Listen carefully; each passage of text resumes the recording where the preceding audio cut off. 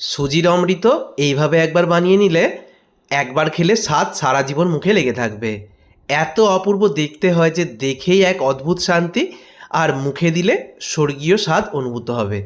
ভিডিওটা কোথাও স্কিপ না করে একদম শেষ পর্যন্ত দেখতে থাকো, যাতে খুব সহজে বাড়িতে থাকা সাধারণ কিছু উপকরণ দিয়ে সুজির তৈরি এই রেসিপি করে বাড়ির সবাইকে অবাক করে দিতে পারো।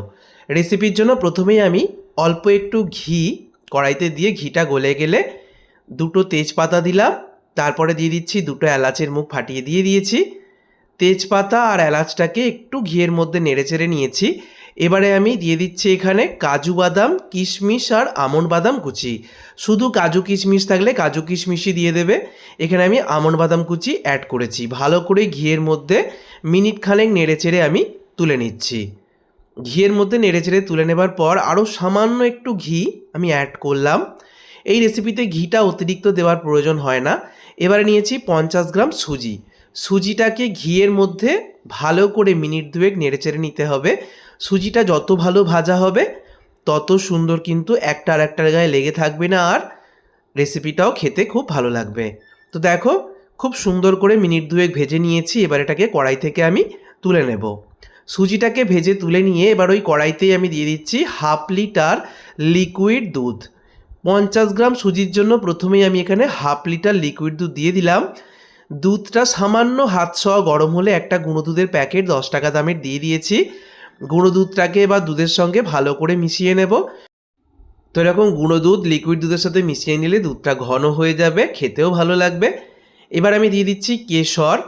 আমি এরকম ছোট প্যাকেট দোকানে কিনতে পাওয়া যায় কেশরের, আমি 1 প্যাকেট দিয়ে দিয়েছি। কেশরটা দেওয়াটা সম্পূর্ণ অপশনাল, তবে এই রেসিপিতে একটু কেশর দিলে দুধের মধ্যে কালারটাও সুন্দর আসে আর দেখতেও খুব সুন্দর হয়। তো কেশর দেওয়াটা আবারও বলছি সম্পূর্ণ অপশনাল। দুধটা ফুটে উঠতে শুরু করলে আগে থেকে ঘিয়ে ভেজে রাখা সুজিটা দিয়ে দিয়েছি। দুধের মধ্যে সুজিটা দেওয়ার পর এবার সুজিটাকে রান্না হতে দিতে হবে। সুজি কিন্তু খুব তাড়াতাড়ি দুধ টেনে নিয়ে ঘন হয়ে আসবে। তো মিনিট 4-5 লো টু মিডিয়াম ফ্লেমে রান্না করব। আর তাতে করে অনেকটা যখন ঘন হয়ে এসছে আমি তেজপাতা আর এলাচটা দিয়ে দিয়েছি। আর এখানে দেখো যে ড্রাই ফ্রুটসগুলো ভেজে রেখেছিলাম, কাজু কিশমিশ আমন্ড বাদাম, সেটাও দিয়ে দিয়েছি। ভালো করে নেড়েচেড়ে মিশিয়ে নিচ্ছি। তো মিনিট খানেক নাড়লেই দেখো এরকম ঘন হয়ে এসছে। তো এই অবস্থায় আমি মিষ্টিটা দিয়ে দিচ্ছি। মিষ্টি হিসাবে চিনির ব্যবহার করব না, এখানে আমি বাতাসা অ্যাড করছি। এখানে মিছরি দিলে সব থেকে ভালো হয়, তবে বাতাসাটা সবার বাড়িতেই থাকে, মিছরিটা সবার বাড়িতে সবসময় থাকে না। আর এই বাতাসাটা দিলে হলুদ রঙের বাতাসা, কালারটাও খুব সুন্দর আসে। ভালো করে মিশিয়ে নিচ্ছি।